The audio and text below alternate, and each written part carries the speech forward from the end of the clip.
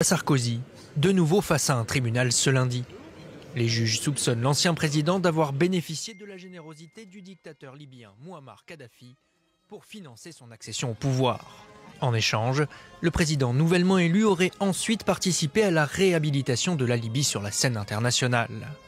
Point d'orgue de ce retour en grâce, une visite officielle de 5 jours du guide libyen à Paris et la signature de nombreux contrats. Des liens qui auraient été noués dès fin 2005 et la première visite de Nicolas Sarkozy à Tripoli, officiellement pour discuter de coopération sécuritaire. Au cœur du dossier, 2 hommes d'affaires sont soupçonnés d'avoir servi d'intermédiaires. Ziad Takedine, aujourd'hui en fuite au Liban, avait affirmé aux enquêteurs avoir transporté 3 valises d'argent liquide pour un montant total de 5 millions d'euros entre la Libye et Paris. Le franco-algérien Alexandre Djouri sera lui présent au procès, mais il a toujours nié les faits, comme ici, dans cette interview de 2019, au micro de France 3. Jamais Nicolas Sarkozy n'a reçu des fonds libyens.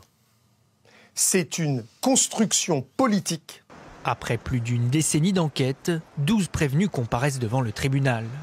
Parmi eux, 3 membres de la garde rapprochée de l'ancien président. Éric Woerth, Brice Hortefeux et Claude Guéant devront s'expliquer sur l'usage massif d'argent liquide lors de la campagne présidentielle de 2007. À l'époque, au moins 250 000 euros de primes ont été versés en espèces aux salariés, des fonds dont l'origine reste obscure. Nicolas Sarkozy et ses proches crient au complot. Tout ceci ne serait qu'une vengeance du régime Kadhafi pour le rôle de la France dans sa chute en 2011. Cette accusation, il la conteste, elle est grotesque. On ne sait même pas quel est le montant de ce financement allégué.